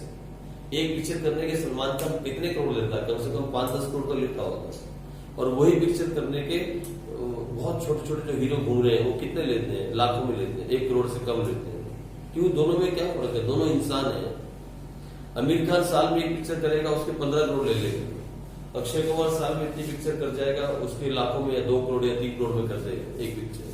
दोनों में क्या फर्क है, दोनों एक्टर है, दोनों ह्यूमन बीइंग है। फर्क किस चीज का मालूम है? What's the difference between them? Quality of acting. बस यही फर्क होता है एक अच्छे अकाउंटेंट में और एक अकाउंटेंट में। दोनों अकाउंटेंट होते हैं, दोनों ने अकाउंट्स पढ़ा होता है, दोनों ने बीकॉम की, एमकॉम की या चार्टर्ड अकाउंटेंसी की, सब कुछ किया, लेकिन दोनों में फर्क यह है कलाकारी। जो ऐसा नॉर्मल अकाउंटेंट होगा वो ये काम करेगा। ये छोटी छोटी गलतियां जो है, ये पक्की लाइफ के अंदर आपकी पक्की गलती बन जाती हैं और आप सारी वर्ष सुधार नहीं पाते। लोगों को डेबिट लिखने का नहीं आता, यहाँ अकाउंट लिखना छोड़ देते हैं, ऐसे शुरू से ऐसे आते हैं। तो आप एक भी ऐसी गलती नहीं सीखना जो आपको आगे जाके क्या करे, परेशान करे। आप इसको ऐसे ऐसे करोगे, cash account debit to bank account. Sir ऐसे लिखने का मतलब, मैंने कहा ना अलग अलग कॉलम है, एक डेबिट कॉलम, एक क्रेडिट कॉलम। अलग अलग कॉलम में लिखोगे ना, डेबिट वाला डेबिट कॉलम में और क्रेडिट वाला क्रेडिट कॉलम। और यहां क्या लिखोगे, इधर क्या आएगा, डेट, और इधर क्या आएगा। आप कसम खा लो, एक भी एंट्री अगर आपने बिना नरेशन के की ना, मैं तुरंत उसी वक्त हाजिर हो जाऊंगा। मैं आपके सामने प्रकट हो जाऊंगा और आपके 2 चपेट लगाऊंगा अगर आपने एक भी एंट्री बिना नरेशन के कर दी। चाहे मैं लिखूं या ना लिखूं, मैं लिखूं ना लिखूं, आपको नरेशन हर एंट्री की लिखनी है। हर एंट्री की नरेशन लिखनी जरूरी है। और नंबर नरेशन में क्या नहीं लिखना, हाँ गाली मत देना भैया, कोई भी गलत बात नहीं लिखोगे नरेशन में, कुछ भी आप गलत नहीं लिखोगे नरेशन के अंदर, क्योंकि ये अकाउंटिंग रूल के हिसाब से नहीं लिखी जाती। इसमें क्या लिखना है ऐसा कोई रूल नहीं है, पर ये लिखनी है, ये रूल है।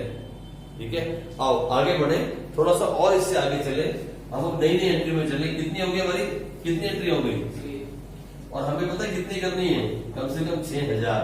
तो अब सोचो कितना दूर है, ये लो, कम से कम 6 से 7,000 एंट्री की प्रैक्टिस आपको अपनी लाइफ में करनी है। जितनी भी किताबें आपके पास होंगी, चतुर्वेदी अग्रवाल, DS ग्रेवाल, DK गोयल, और भी बहुत सारी बुक्स हमारे पास पड़ी है, संदीप, सबकी एंट्री आप करोगे। हर एक बुक की हर एक एंट्री आप करोगे। इस चैप्टर के अंदर मैं आपको छोड़ूंगा नहीं कि आपने कर लिया मुझे दिखा, नहीं किया दिखा, मैं छोड़ूंगा नहीं। इस चैप्टर के अंदर हर एक क्वेश्चन, हर एक किताब का आप सॉल्व करोगे। हमारे पास 4-5 बुक्स तो हैं, उसकी सारी सॉल्व हम करेंगे। आ जाओ आगे चलें। अब देखो मैं बोलता हूं, अगर आपने अब भी एंट्री कर ली तो समझ जाऊंगा आपको आ गया। देखना इधर, फॉर्म पेड रेंट ₹5,000,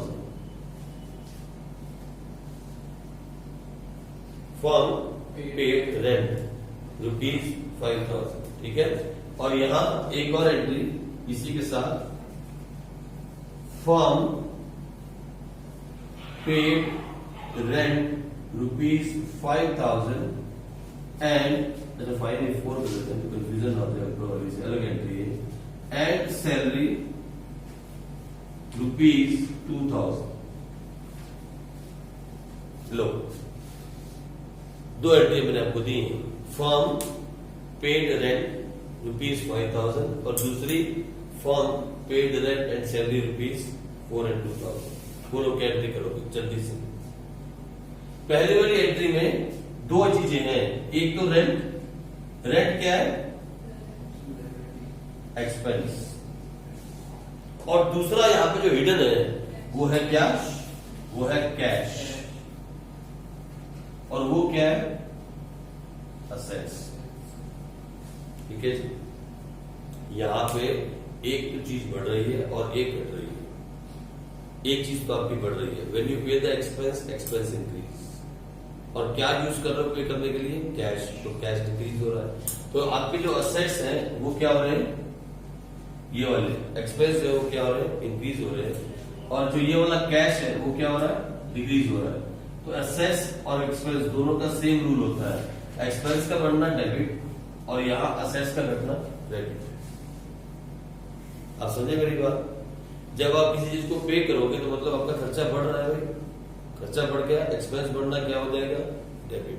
क्योंकि आप याद रखना, मैंने आपसे कहा था असेट्स हो या एक्सपेंस हो, दोनों का बढ़ना डेबिट और दोनों का घटना क्रेडिट होता है। भूले तो नहीं आप? तो यहाँ पे एक्सपेंस बढ़ रहे हैं तो क्या एंट्री पास करोगे, बोलो ना, rent account debit to cash, rent account debit. और क्या जा रहा है आपकी जेब से, कितना आ जाएगा,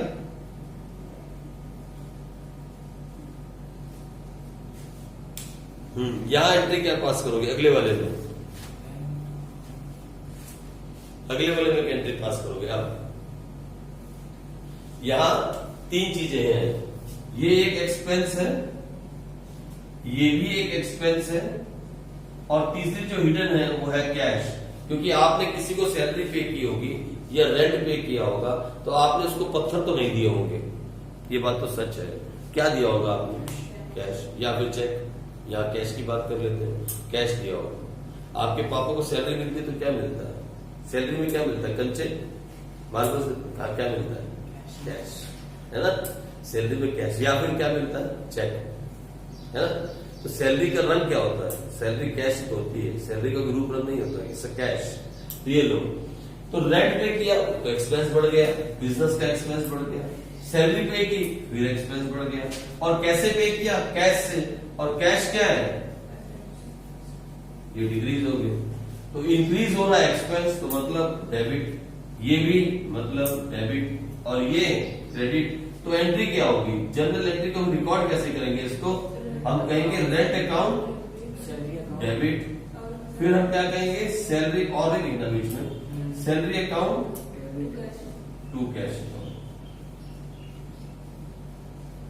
कितना, यहाँ 4000, फिर यहाँ 2000 और यहाँ 6000।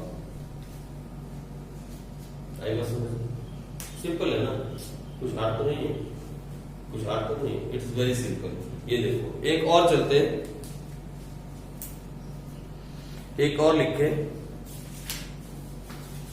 एंट्री नंबर 9, आप साथ साथ करते रहो।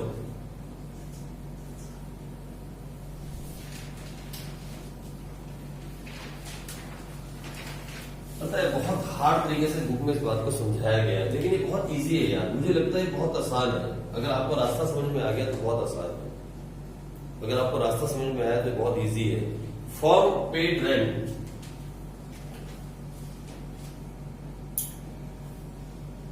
₹60,000, कितना पे किया, ₹60,000, आउट ऑफ विच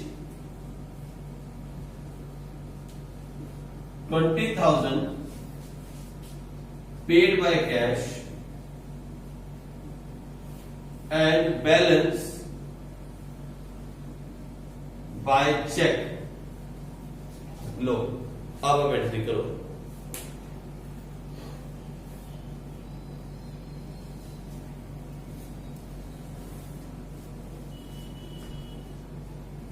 हाँ जी, ये एंट्री जो है तृप्ता करेंगी, इसका जवाब तृप्ता देगी। तो लो इसकी एंट्री क्या होगी, फॉर्म पेड रेंट ₹60,000। तो रेंट जो है वो क्या है, एक्सपेंस है। जब हमने एक्सपेंस पे किया तो एक्सपेंस बढ़ गए, कंपनी का खर्चा बढ़ रहा है। और कंपनी ने पे कैसे किया, 20,000 पेड बाय कैश, और कैश क्या है कंपनी का, ये भी असेट्स है। और बाय चेक, चेक का मतलब बैंक, ये भी क्या है, असेट्स। ये दोनों डिक्रीज हो रहे हैं, ये दोनों डिक्रीज हो रहे हैं, एक इंक्रीज हो रहा है। और एक्सपेंस का इंक्रीज होना डेबिट, और कैश का डिक्रीज होना, आई मीन असेट्स का डिक्रीज होना डेबिट। तो एंट्री क्या बनी, रेंट अकाउंट डेबिट कितना 60,000, टू कैश कितना 20,000, टू बैंक अकाउंट, बस हो गई। अंडरेशन तो आप लिख ही लोगे, डेट इसमें गिवन नहीं थी, ठीक है जी। और एक एंट्री और करते हैं, फिर देखते हैं आप क्या करते हो। अगर ये वाली एंट्री आप कर गए ना तो समझ लेना आपको ये असेट्स पर बात ठीक हो गई। लिखो, firm purchase machine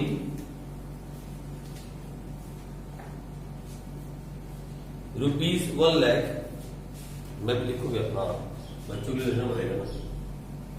firm purchase machine ₹1 lakh, कौन सी एंट्री बताएगा कोई number? Firm purchase machine of ₹1 lakh and building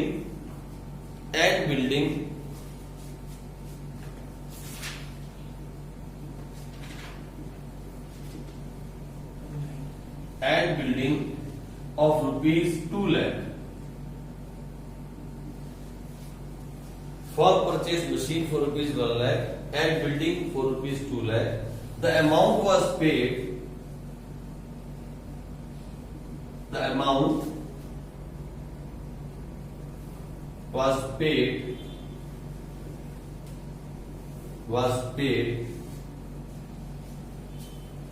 ₹1,40,000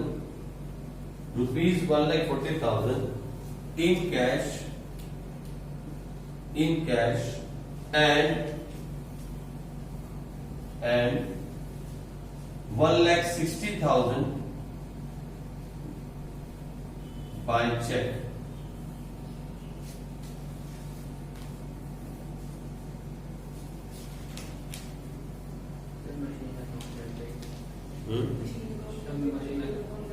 हाँ जी,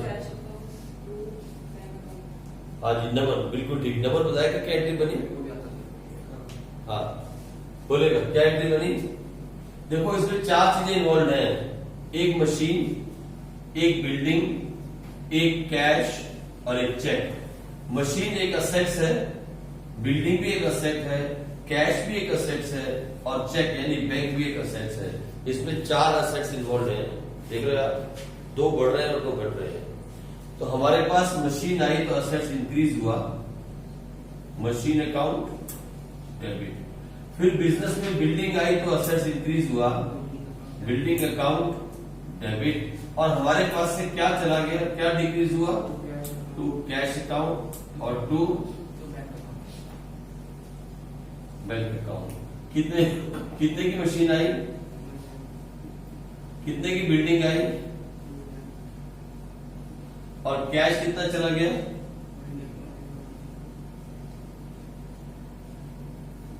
हमेशा debit will be equal to credit always. 3 lakh ये हमेशा टोटल मिलेगा, आपस में टोटल मिलेगा, ठीक है जी। आज हम उसको यहीं खत्म करते हैं, कल हम आगे बढ़ेंगे और अच्छी एंट्री करेंगे और बहुत सारी एंट्री करेंगे और आगे सीखेंगे। अभी तक आप बुक को टच नहीं करना, अभी तक आप बुक की एंट्री करने की कोशिश नहीं करना। जितना मैंने करवाया सिर्फ इसी को रिवाइज करना। जनरल एंट्री के चैप्टर में please do not touch the book, अभी बुक नहीं टच करनी अभी तक, ठीक है जी। चलो कल मिलेंगे बच्चों, तब तक के लिए बाय।